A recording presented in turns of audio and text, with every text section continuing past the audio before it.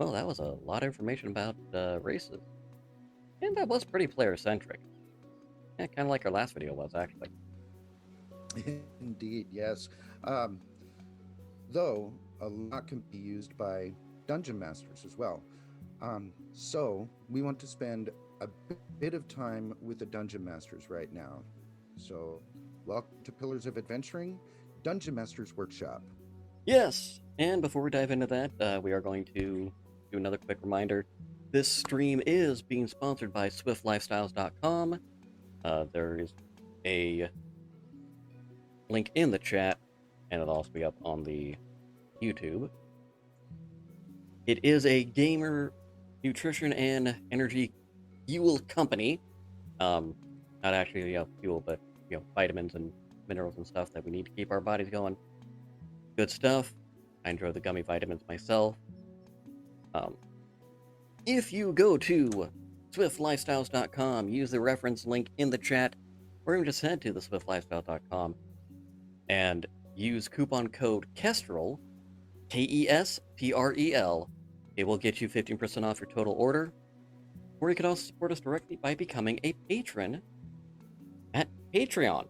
Go to patreon.com/Pillars of Adventuring, much like the title. And you can sign up to be one of our patrons. Check out all the cool things on there. At the very least, you'll get a shout out at the end of each episode. So, hopefully be a patron, and you'll join us in building the big hobby. So, without diving in too much, thank you all for carrying through the commercial. So, Dungeon Masters, like myself, will look at the races differently than the players will. And that's what we're going to address a little bit of today, mostly next week. Of the two of us, Tim is far stronger with the player and character aspect. I am stronger with the world building, and honestly, we're both needed for things like this. So, Kestrel will talk about what your goal creating NPCs will be, and I'm going to focus on how to interact with the characters. We want to help create a world where the players are moving through it and are taking an active part in it. Exactly. And the biggest question before we dive into the NPC, this needs to get addressed. Why are you running your game?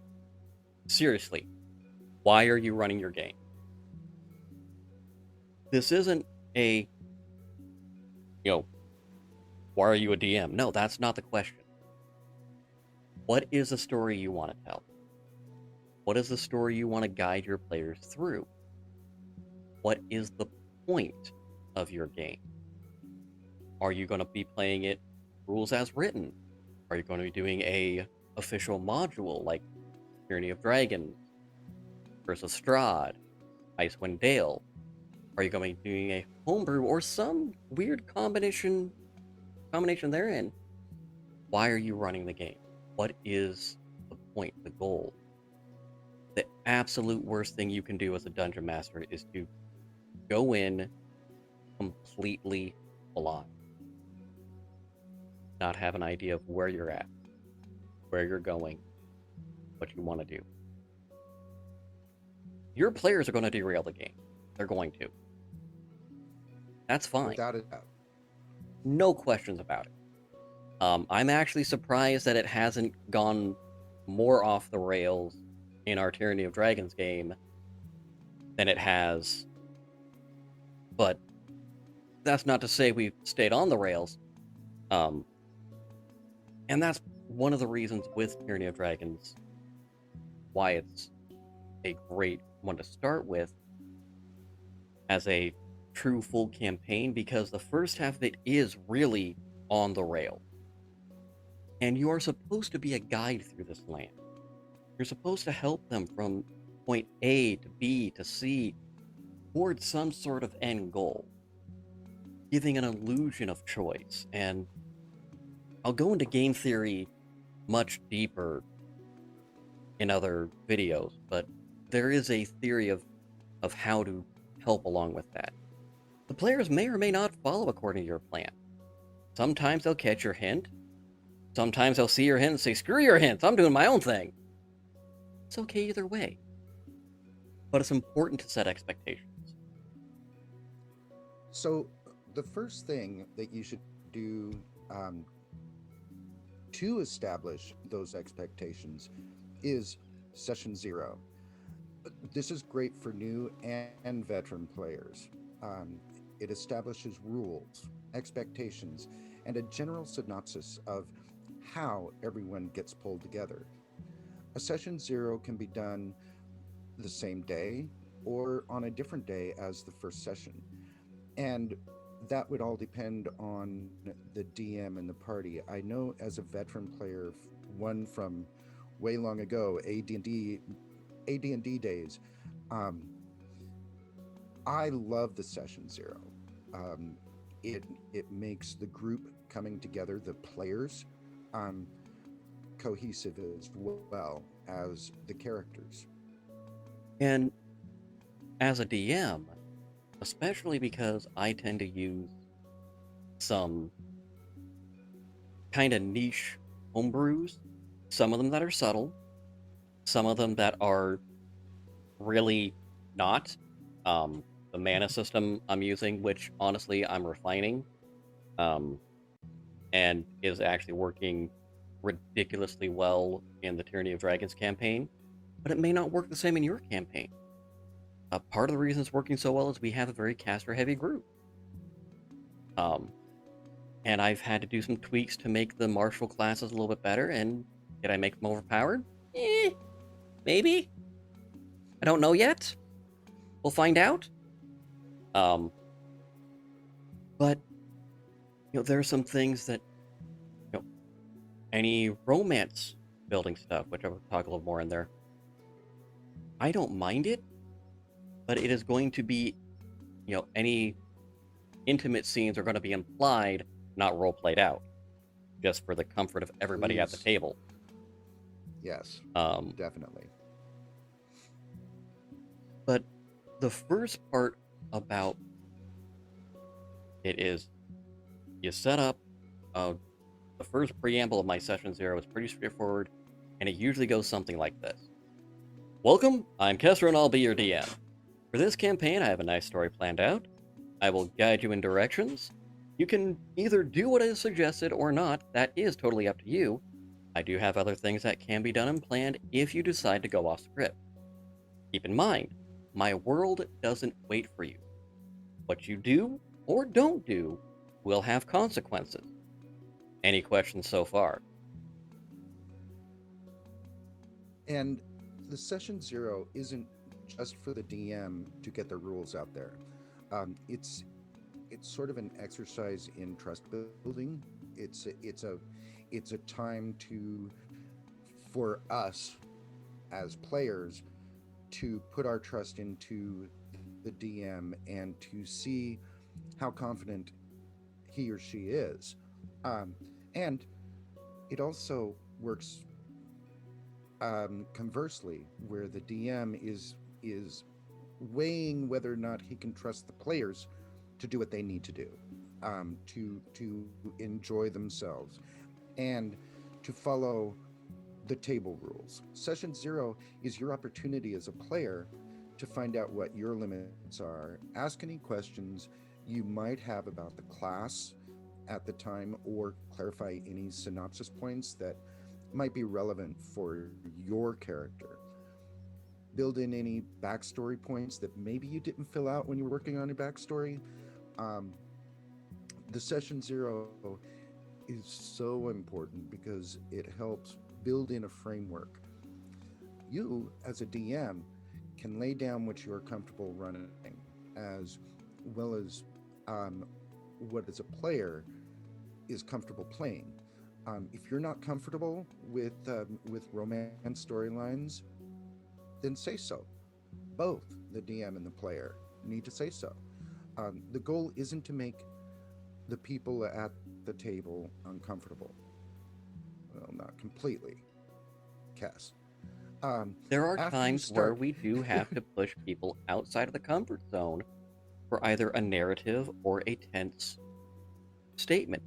It is just enough to get you like, okay, I'm not sure how I feel about that. It's a emotional investment, not a, well, I'm doing this just to be a jerk. and truly, it was wonderful because he was sort of guiding us to go into a cave this last week. I, as the player, was not wanting to go in there. I knew I would die if I went in there. I didn't. My character is alive, but it was, he was testing me. He was making me uncomfortable by saying, "Come on, you guys, go to the cave." And so yeah, And I did it sometimes you're narratively. he did. He did. He didn't hold a butter knife to my throat or anything like that. He just literally made it where I just knew we all had to go. Um, and so after you start to establish the framework um, that people need to get, this will level everyone into an expectation of what will be coming into the game. Now, once you get that part through, you go through with the synopsis, and I do recommend having a synopsis. So kind of like, you read the back sleeve of a book once you get past all the great, New York bestseller crap. Um, so you can see kind of what it's about. Because your characters, unless they are completely detached from reality, should have, in most cases, some clue. Uh, I'm going to go back to Tyranny of Dragons, because, well, it's the one I'm running. And I'm not going to start talking about the Curse of Strahd that we're going to start doing, because that's rude. Um, so with Tyranny of Dragons, this is after the Spell Plague and the Second Sundering, so major world events have happened. The established churches have lost a lot of followers. Cults are on the rise. And not only that, cults within cults are on the rise. Some of the player characters know that the cult has changed within the Cult of the Dragon. Their main goal has shifted. And some of the characters just know that the Cult of the Dragon is more active. And they're starting to discover that throughout. They learned super quick, because they kept asking about it, that the cult has shifted to worshipping Tiamat as opposed to dragon liches. So the dragon liches, undead dragons, um, which is just horrifying. Mhm. Yeah. So they have a general idea before they even get to the point, going, okay, we know that this is the problem. We don't know exactly who the big bad is, but we know that this is our goal. We want to do XYZ. Your players, unless you're in a high mystery type game, shouldn't be struggling to figure out where the plot is week to week. You shouldn't be running a game of Lost. It's far more fun to watch than be in the middle of. You're only going to frustrate people. And this is the point where I go into my homebrew rules and changes.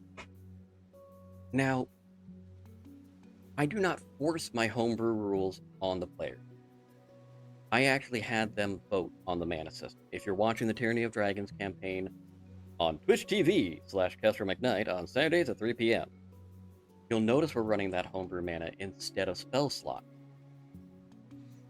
And I said, I'd like to do this. I will be making some refinements to it throughout the game. Keep in mind, if you get mana, the enemies get mana. If you don't go with mana, they don't go with mana. However, it is something I want to try out because I want a more high magic world. And that's great. They all voted, and keep me honest here, Tim, and y'all said, yeah, this sounds great, let's try it. Yeah. Do not use the mana system if you are new. Because, 3 reasons. You want to run the game, a few games, rules as written, to find where you want to adjust things. There are some things that just, for certain players and certain playstyles, don't work as well.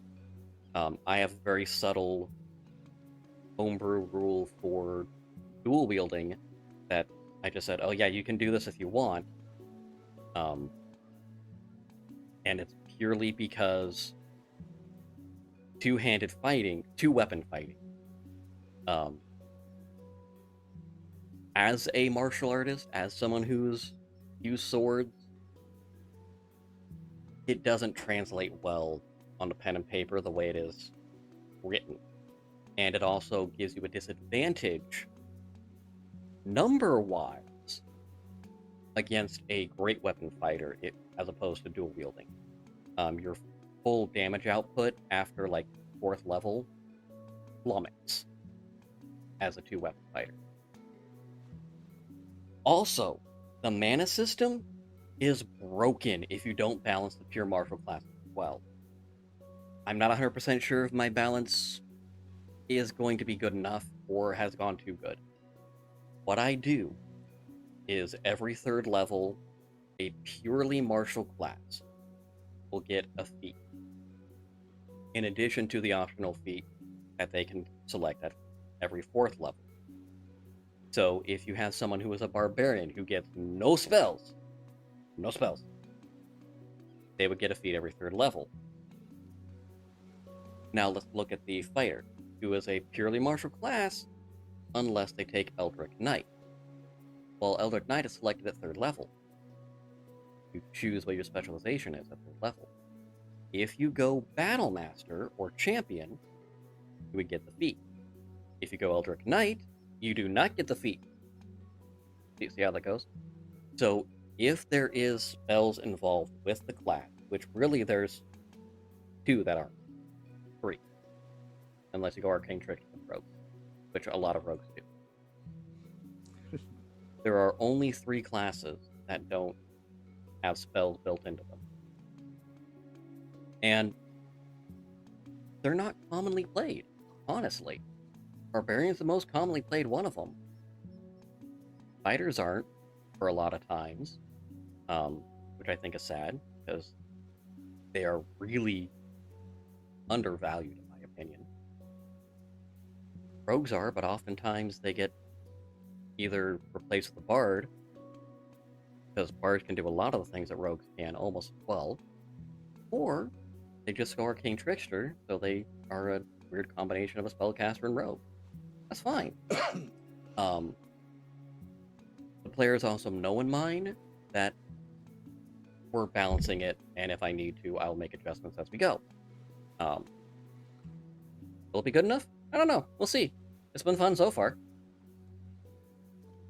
Yeah, it is. I'm enjoying it as one who typically plays a spellcaster class,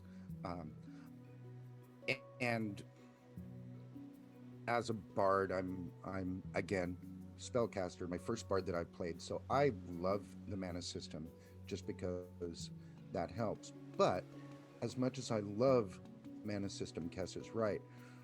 What you want to do as a DM, if you're new, is you want to learn the rules first so that you can properly break them at your table. You don't want to steamroll your players in a combat encounter, but you do want your combat to be challenging. This is truly important. You should want your players to succeed. There should never be a situation that your characters are put in a place where it's impossible for them to survive. If you put the monsters in a situation where they wouldn't act the way you're running them, just to keep your characters alive, maybe that encounter should not have happened in the first place. If if you are taking a certain example, if you are third level party, second or third level party, coming up against two adult green dragons and three green wyverns, and they aren't acting like dragons and wyverns, then you as a DM put the wrong monster with that group. They should have never encountered the green dragons and the wyverns. There So you want are to multiple resources to help with that too. Um, right. One of my favorite is a fairly comprehensive one.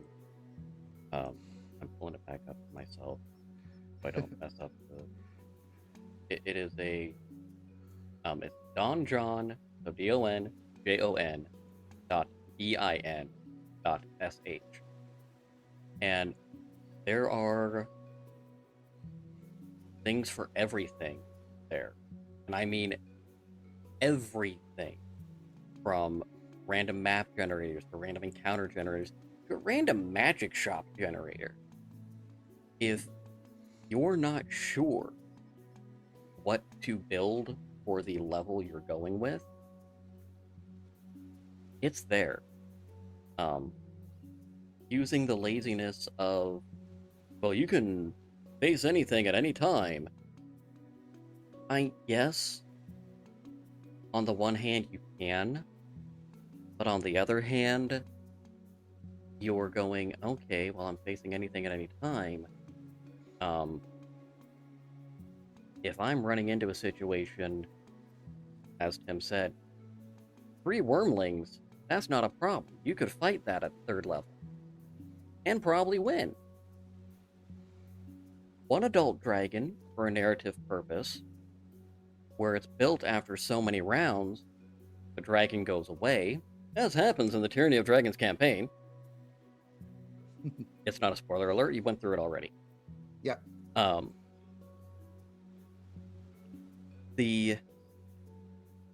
there are points where there is no way for the person or the party to defeat said monster or villain, but it is written in that they won't die.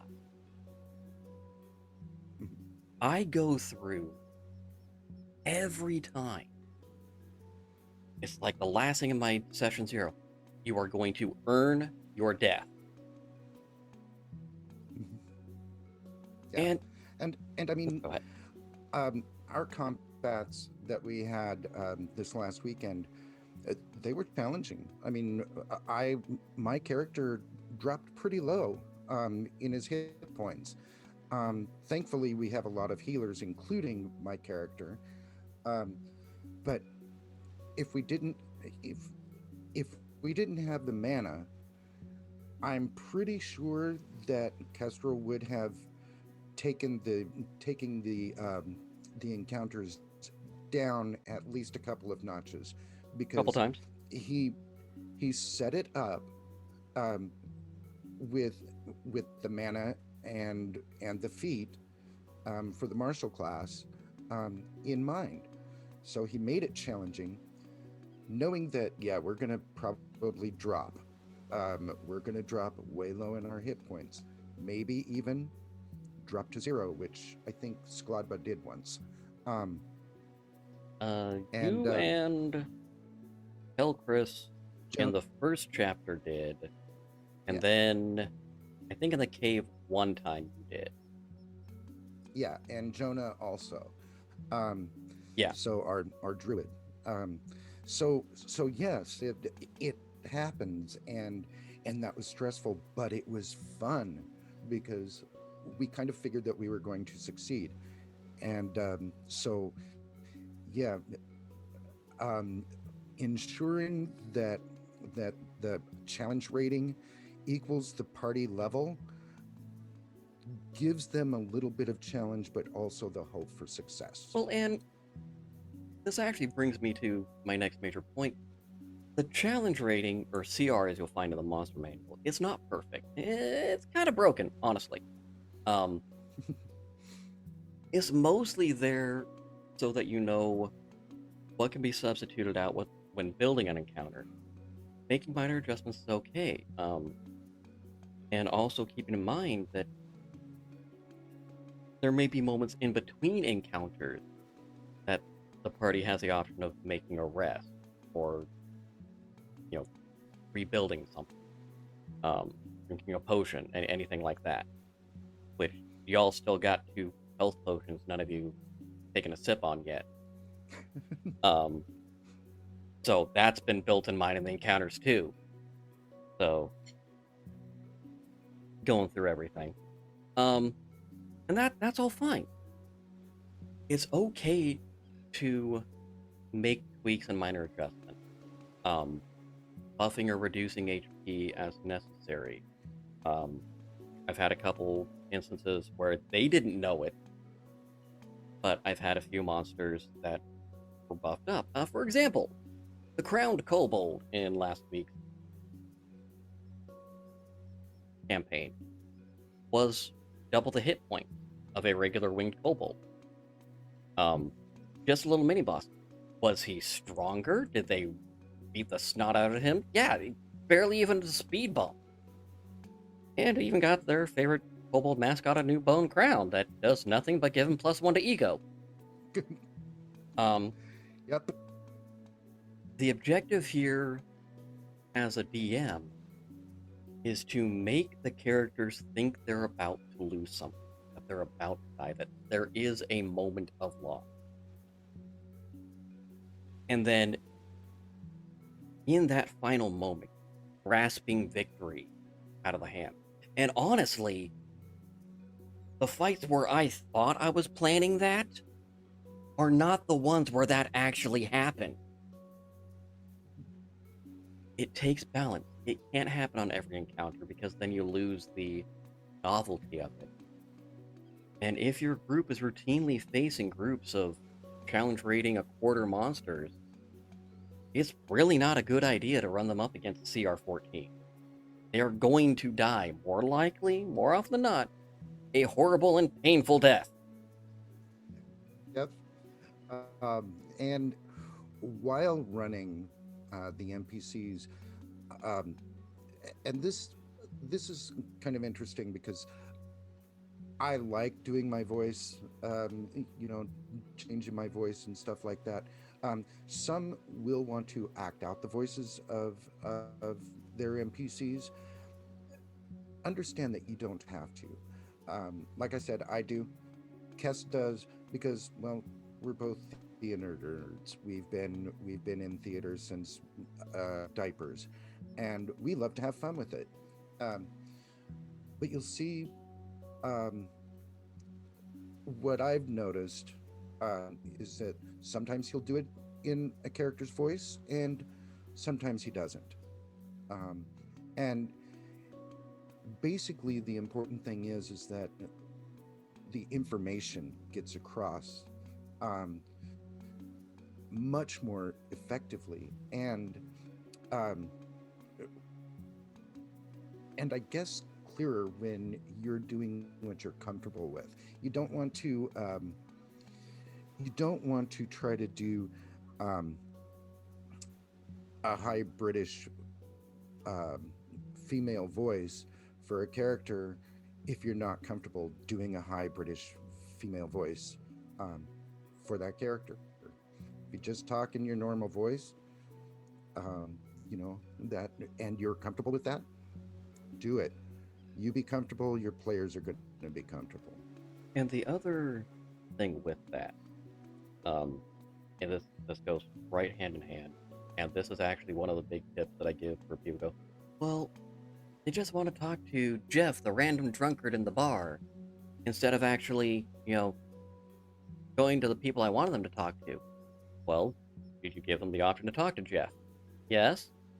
Did you voice Jeff? Yeah. You made Jeff important. If it's an NPC that you don't want them to spend a lot of time with,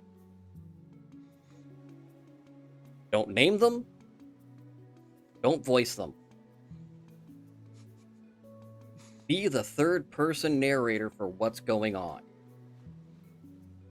If I name anyone, Deacon.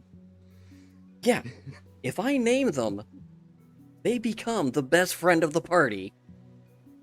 But there's also a reason I do it. I am prepared to run a side quest, a story, have them become a part of the party. Which, by God, we need to start slowing down on some of those things and run out of room. I am prepared to run with those if they're named.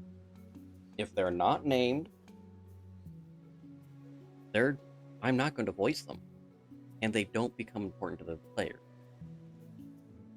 And just as I don't force people to roleplay with character voice, I don't expect all my characters to be voiced well. But if I do want them to give information and talk in conversation, I will have them build the story with each other. The characters, the other people.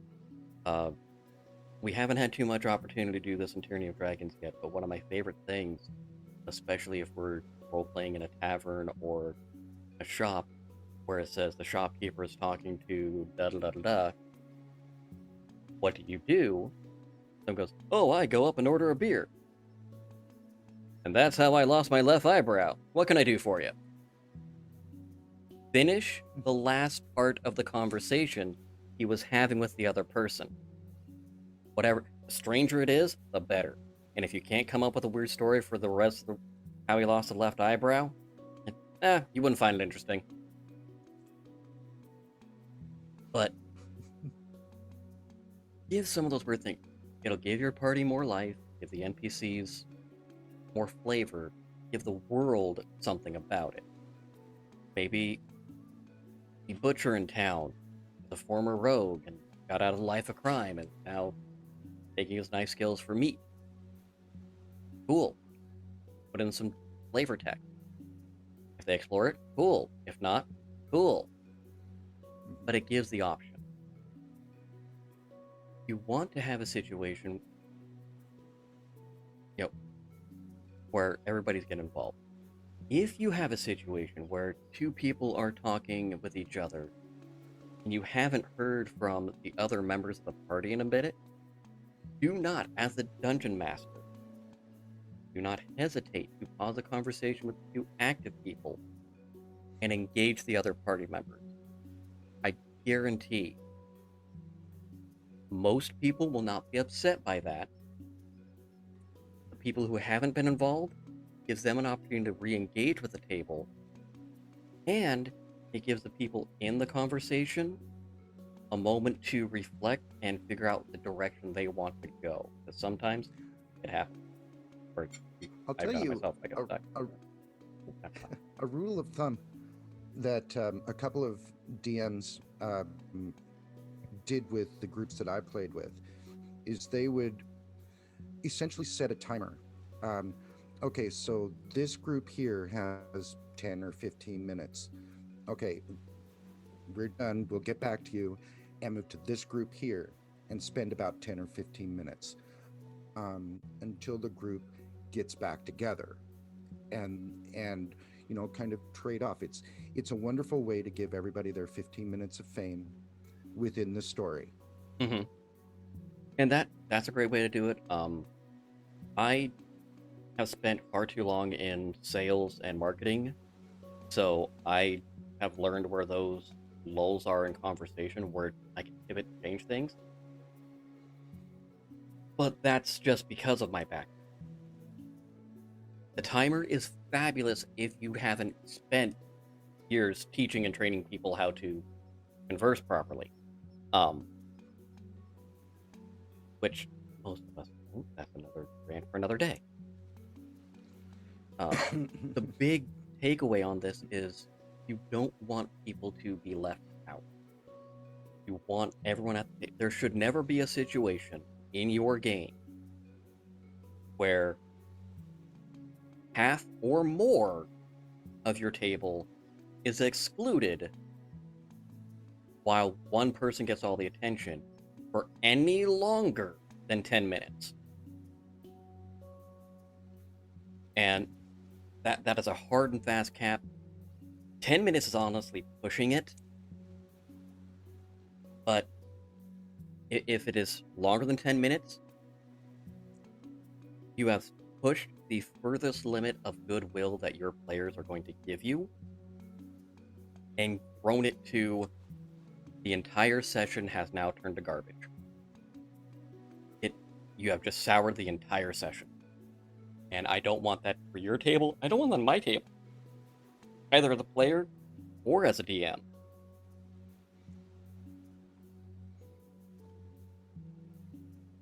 Now, one thing I like about playing online is that we get to focus a little bit more on our characters through text conversation, through text role play, when there's downtime.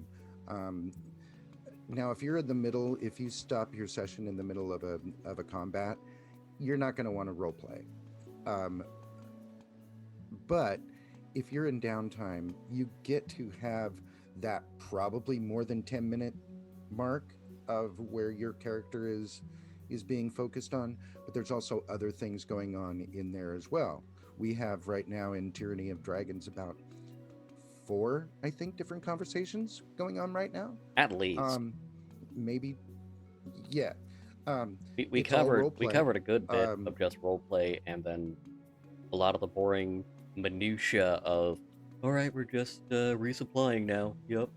We don't need to take the 30 seconds to 20 minutes to do that when the game starts up.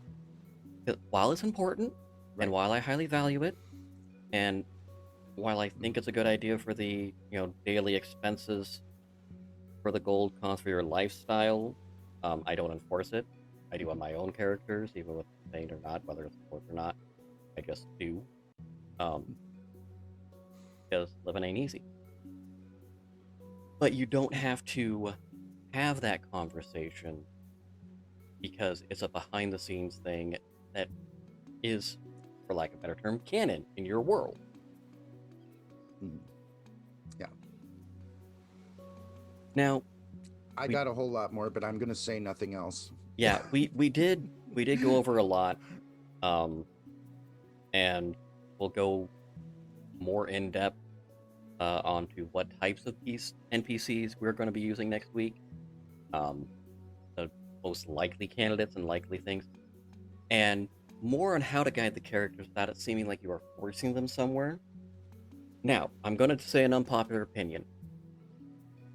Railroading is okay to a point. You can strongly suggest XYZ. Go into the cave. Yeah. Don't force them. And so, for example, Skladba didn't want to go into the cave. But I put in a narrative point to one of the other characters who has dream visions. Well, I gave him a book where, okay, I've got to figure out what's going on in the cave now. Skladba being the character he is, well, I'm not going to leave them out, so yeah, let's go to the cave. And as one of our other players pointed out, Kelker's like, yeah, I saw the strong hinting, and, well, I gotta beat shit up, so I'm happy. Yeah, it's... So we will be going over all that, and don't be afraid of flexibility. Welcome to being a dungeon master, and prepare to embrace the weird. Definitely. Now, with that, I am Kestrel McKnight. And I am Tim Gwaine. And this is the Pillars... Go for it. Go ahead. Oh. This is the Pillars of Adventuring. This is the Dungeon Masters section here. Yes, this has been our first Dungeon Master Workshop. Now, please, comment if there is any type or subject you want us to expand on more and develop your dungeon mastering. There's a lot to go through, and unfortunately, the Dungeon Master's Guide doesn't lay out a roadmap as easily as the Player's Guide does. So we've got a roadmap for the players. I'm working off of memory on what I had to remember when I was learning 20 years ago. Um, so it's a lot to try to go through and remember. And Dungeons and Dragons has changed a lot. So there's a lot of things that I'm still going to be growing and evolving because I change my homebrew frequently for find what works, what doesn't.